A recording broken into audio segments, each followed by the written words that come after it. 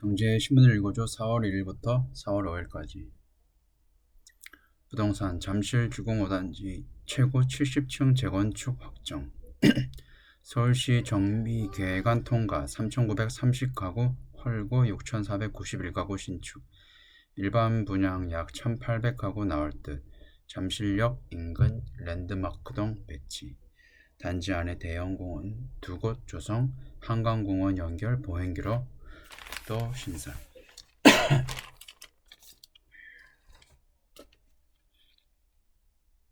서울 송파구의 재건축 대장 단지로 꼽히는 잠실 주공 5단지가 최고 70층 높이 6,491가구 대규모 대단지 아파트로 탈바꿈한다. 이 중 1,700에서 1,800가구 일반 분양 물량으로 공급될 예정이라 청약 대기자들의 관심이 집중될 전망이다.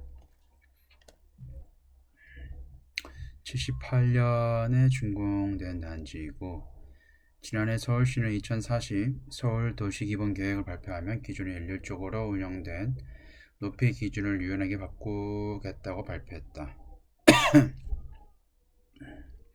잠실 주공 5단지는 지하철 2호선 8호선 잠실역 역세권인데다 한강변 단지다. 준주거지역 땅에는 70층 높이 랜드마크 2개동과 56층 높이 1개동 등을 배치할 계획이다. 단지 안에 3종 일반 주거지역으로 분류된 곳에도 20층부터 49층까지 다양한 주동을 배치한다. 준주거지역 같은 경우에 용적률이 높으니까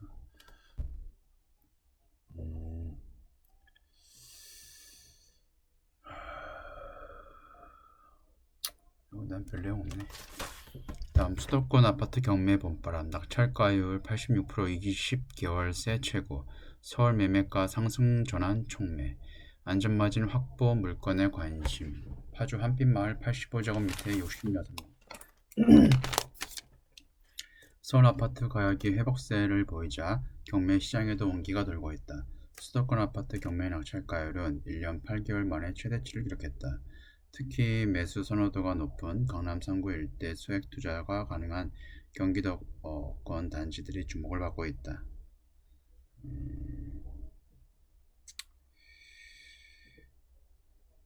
낙찰가가 상대적으로 저렴한 경기 지역 단지들에 대한 관심이 높다. 서울에서도 아파트가 위치한 지역 자체 경매 수요에 대한 더 큰 영향을 주는 것으로 나타났다. 실제 올해 잠실에서 아파트 3건 경매로 나왔는데 모두 유찰 없이 100% 넘는 낙찰가율을 기록하며 낙찰됐다.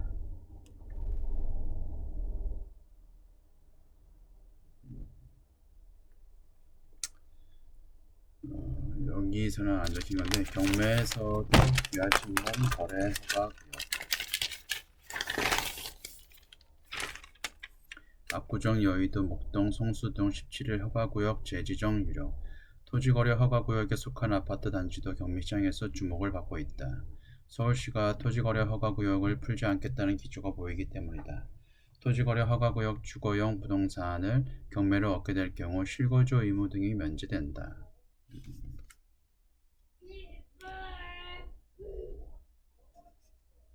지지 옵션. 서울시 도시계획위원회에서 압구정 여의도 목동 성수 일대에 토지거래 허가구역 재지정 안건이 달아진다. 재지정이 되는 방안이 유력하다. 서울 아파트값 2주째 올라 전세값 46주 뛰어. 지방은 20주째 내림세 기록. 세종 가장 낙폭커 가장 눈길. 다음 경제 금융 주식. 반도체만 웃는 장 코스피 체감지수 냉랭.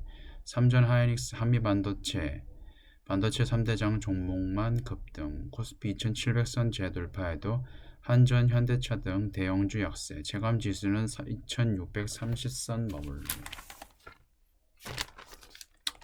1일 삼성전자 주가가 3.66% 상승하며 종가 기준 85,000원 고지에 올랐다. 이 거래일 연속 52주 신고가를 기록한 것이다. 이날 상승률은 올 들어 세 번째로 높은 곳이다. 삼성전자를 비롯한 반도체주가 코스피 상승을 주도하고 있다.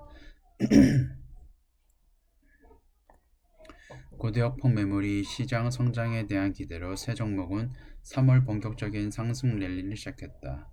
3월부터 삼성전자는 16%, 삼성전자 우선주는 13% 오르고 SK하이닉스는 18%, 한미반도체는 61% 상승했다. 와.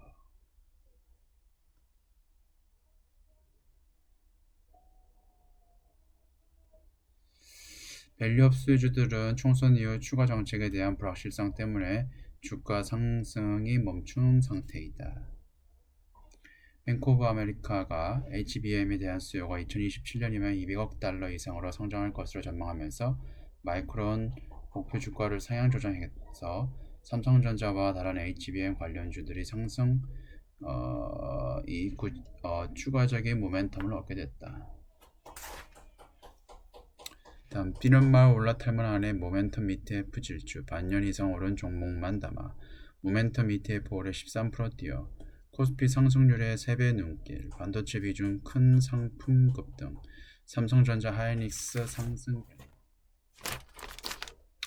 달리는 말에 올라타라. 주가가 오르기 시작하면 관성에 따라 광세가 이어지기 마련이니 상승하는 주식을 과감하게 매수하라는 뜻이다. 증권업계의 오랜 경험처럼 모멘텀 주가 최근 시장을 크게 이기는 수익률을 보이고 있다. 모멘텀주는 최근 반년에서 1년 사이 주가가 급등한 주식을 가리킨다. 시가총액이 아닌 최근 성과에 따라 구성 종목을 자동으로 교체하면서 주도주 장세를 빠르게 반영하는 모멘텀 성장지수 펀드 전략이 유효했다는 평가다.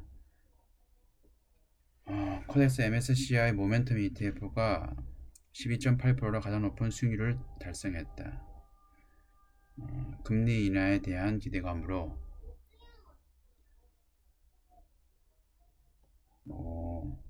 연초 이후 주식시장의 대세 상승장을 보여왔다며 반도체별 종목 편출입과 월별 비중 조절로 모멘텀 전략의 단점인 턴오버를 보완한 점을 주요했다. 종목 교체 턴오버.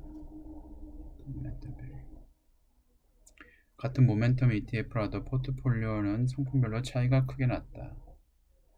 코덱스 MSCI 모멘텀과 에이스 스마일 모멘텀 ETF는 각각 SK하이닉스와 삼성전자를 20% 넘게 담았다. 나머지는 포스코홀딩스, 현대차, 셀트리온, 기아 등 국내 증시 대장주로 채웠다. KB스타 모멘텀 밸류 ETF는 KB금융, 지난지주, 하나금융지주, 삼성화재 등 금융주 중심으로 구성했다. 기준이 없네.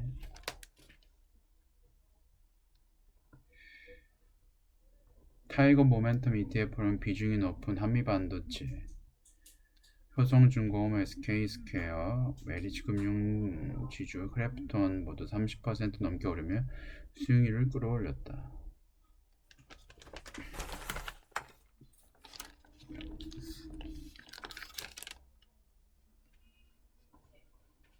미국 증시에서도 오르는 주식을 사는 전략에 적중했다. 연초 이후 스탠더드 앤 푸어스 500 지수가 약 10% 오르는 동안 iShares MSCI USA 모멘텀 팩터 ETF는 19.5%를 상승하며 10포인트 이가량 초과 성과를 이뤘다. 다음 테슬라 국채 쇼크에 서학개미 어질 해외 주식 순매수 1위 테슬라 판매 부진에 올 주가 33% 빠져 2배 상승 베팅 ETF도 59%뚝 미국 금리 인하 기대감 약해지자 장기채 레버리지 수익률 급락.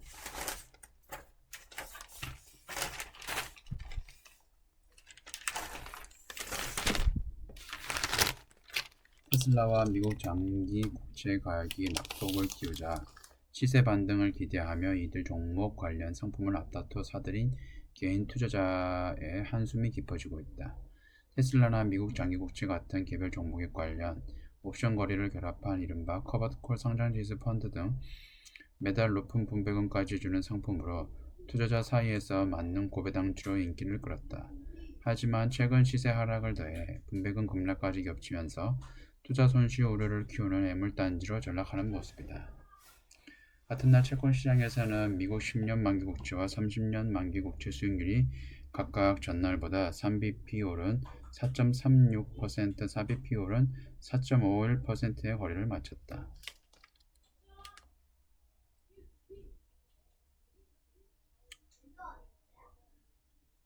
일가에서는 추격 매수에 주의해야 한다는 신중론이 나오고 있다.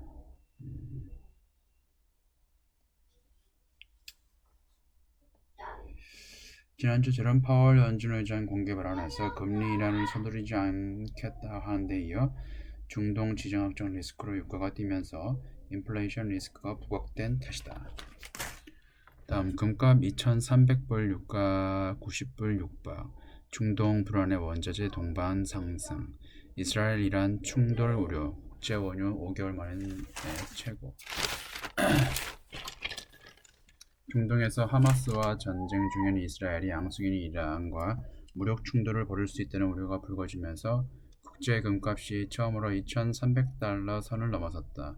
유가는 중동 원유 공급 위축 가능성에 올해 처음으로 90달러를 육박했다. 지정학적 리스크 확대와 더불어 원자재 가격을 좌우하는 미국 기준금리 인하는 신중론이 더 확산되고 있다. 어제는 카시카리가 연내 금리 인하를 안 할 수도 있다고 해가지고 성장주가 폭락을 했습니다. 그래서 삼성전자가 원래 컨센서스가 한 5조 영업이익이 한 5조 2천억 정도 됐었는데 실제적으로는 실적이 6조 6천억이 나왔어요. 어닝 서프라이즈인데도 불구하고 거의 미국에서 게다가 이런 중동 불안 전쟁 때문에 완전 망쳤죠. 금값이 연일 최고가를 경신하는 것은 금리 인하 기대와 중동 전쟁 등 불확실성 확대 때문이다. 최근 불확실성이 금값을 더 올리는 요인이라는 분석이 나온다. 여러 가지 원인이 있을 수 있겠죠.